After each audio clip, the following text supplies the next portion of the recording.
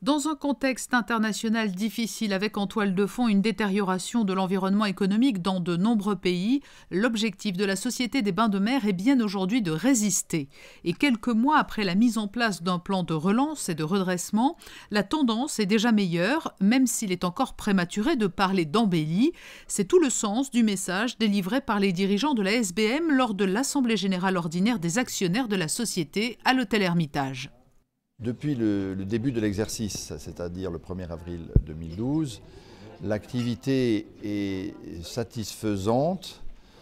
J'essaye d'être prudent vu l'environnement économique, mais en gros, l'activité jeu est équivalente à celle de la même période de l'année précédente et l'activité hôtelière sous ses deux formes, hébergement et restauration, est en progression assez sensible et même meilleure que ce que nous avions budgété. Donc nous sommes plutôt satisfaits de cette évolution-là.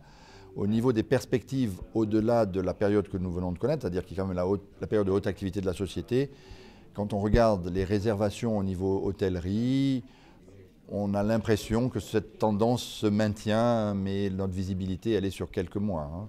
Et pour continuer à attirer une clientèle importante en principauté, malgré la crise, la Société des Bains de Mer a décidé de rester proactive et va maintenir son niveau d'investissement pour assurer une qualité maximale d'accueil à ses établissements, une qualité qui a depuis toujours contribué à la notoriété du groupe.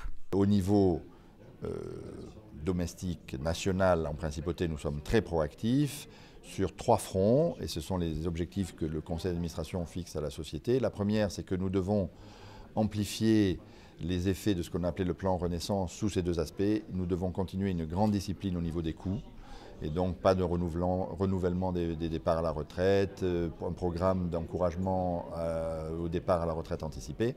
Ça, c'est pour la réduction des coûts. Pour ce qui est du développement du chiffre d'affaires, nous lançons un certain nombre d'initiatives dans des pays plus éloignés que celles de notre clientèle traditionnelle et je veux pour preuve des initiatives en Turquie, en Russie et pays de l'Est. Et dernière perspective importante de développement pour cette société, c'est le projet immobilier dont nous avons souvent parlé.